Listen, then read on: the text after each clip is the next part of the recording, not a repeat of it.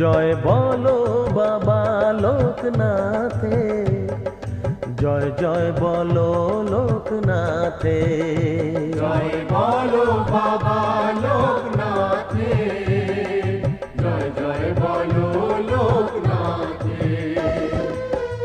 18ই ভাদ্র মঙ্গলবারে জন্মেছিলেন কচুয়া গ্রামে লোকনাথ বাবা আমাদের তিনি, লোকনাথ বাবা আমাদের তিনি, লোকনাথ বাবা আমাদের।